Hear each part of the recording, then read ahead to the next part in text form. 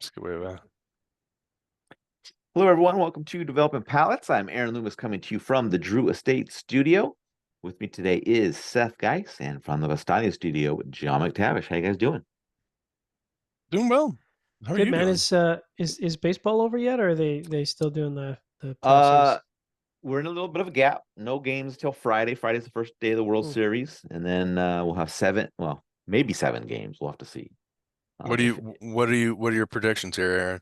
uh, I Team I and I can't. games. I absolutely hate the Yankees, so I will just root for the Oh, is it Dodgers Yankees Dodgers? Yankees Yes. Dodgers. Oh, that's kind of a Yeah. classic So this is matchup, a eh? really good. Yeah, This is definitely a national interest kind of yeah. series. Big market series. Yeah, better than if it was the Tigers and against the Phillies or something like that, I guess. But yeah, big interest, big interest. Cool. So Tigers. Otani is going to be the Is he thing, the draw, pitching? right? Yeah, He's not yeah. pitching, but Yeah, he can't. they've been like they've had a little watermark going on in this thing, Otani's up in like seven batters, man. You guys got to stick around because you're gonna see him. I saw I saw I saw today there was a picture of like Babe Ruth at bat in the World Series, and then it said um coming in 90 years, and it had Otani's little get ready for Otani 90 years ahead. So yeah, That's funny. it's good. But Let okay, me see what the pitchers are.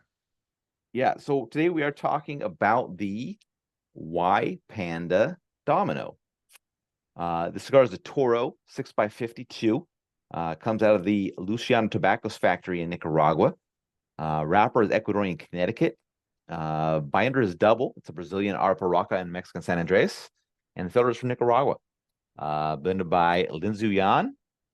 Price point is $16.10. And the cigar is released in July of 2024. So with all that out of the way, Seth, what was your overall experience like with this cigar?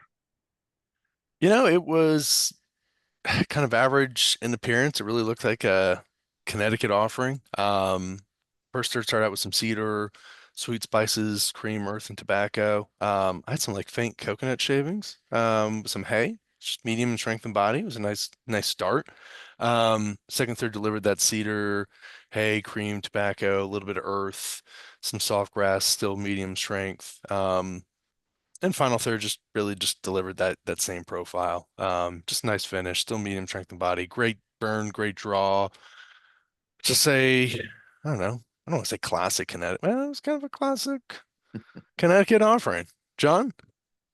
Yeah, I would say it's kind of a classic Connecticut offering. First, third, dry wood, vegetal combinations, hay on the post draw. So, paint by numbers to me, Connecticut. A little bit of chocolate in the finish that settled in. So I'm not sure if that came from the San Andre or what, but it's definitely there. And some tannic woody center on the retrohale as it continued, and then at the halfway point, kind of an overall dryness to the profile. So those are all hallmarks to me, except for the chocolate of a Connecticut profile. So definitely nailed it. Second, third, chocolate led off, which was interesting, and then wooden hay lingering on the post draw, and then that was pretty stable until about the halfway point, where there's some vegetal notes accenting the overall profile, and then some black tea on the finish in the bottom half, which is kind of interesting. But overall, departure from the first third, but I think for me, still not enough to kind of elevate it into the good category to stand out. And then last third, kind of creamy tannic wood, vegetal wood on the finish, and then as it progressed, it took on an increasing amount of tannins, dryness, and there was sort of that creamy black tea came back. But I think in combination with the dry wood, just a little too much dryness, bitterness, and tannins in the profile for me. So kind of a little rough at times in the last third.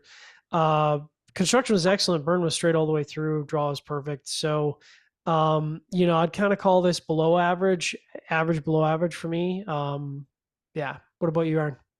Yeah, for me, the cigar started with a mellow mix of toasted cedar and construction paper with some light earth. Got some mild black pepper that joined in a bit later, and then some creaminess after that. Second, third saw the earth become even with the toasted cedar and the construction paper up front. Construction paper later took a lead in the profile, and then the final third saw the black pepper pick up, and then the earth took a slight lead in the profile over the cedar and the construction paper. Construction for me, also perfect. I did have a little bit of crack in the wrapper that started really early, but that didn't have any effect on the burn. It kind of just burned through that and then kept going. So no issues in regards to that. But just an average flavor profile throughout, kind of focused around that toasted cedar, construction paper, and earth.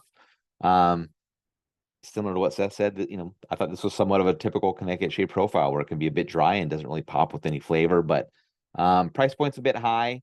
And I just really wouldn't see myself coming back to it. It just doesn't do enough to differentiate itself from other stuff that's on the market that's kind of similar style.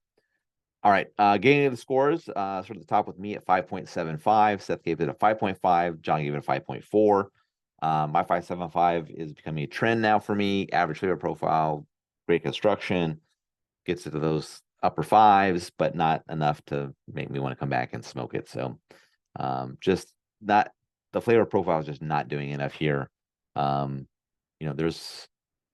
could go into any brick and mortar humidor and find 50 of these blends. So it's all the same. All right, Seth, 5.5. Yeah, I mean, kind of lines up. It's just really classic Connecticut. It's really hard for it to kind of stand out in the giant scheme of things, but I mean, it didn't deliver anything poor. Just also just didn't really stand out. So yeah, John.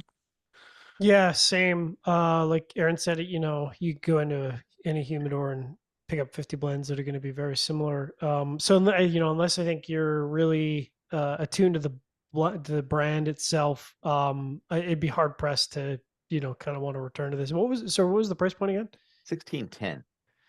Yeah, see, I get that with the current market, but I think that is probably going to work against them because you can also get a lot of Connecticut's that are less expensive. So it's interesting. I'd like to see the more uniqueness or more complexity of that blend, though. Yep, agree. Any other final thoughts? It's hard for this cigar like this to stick out in Yep, today's market. I yep. mean, I yeah. All right, wherever you catch this video, be sure to like and subscribe, but check out the full written review on the website, developmentpalace.com. Follow us on social media channels, and you can catch all of our review recaps on podcasts, so iTunes, Google Play, and Podbean. Thank you for tuning in, and we'll catch you on the next one. Why Panda?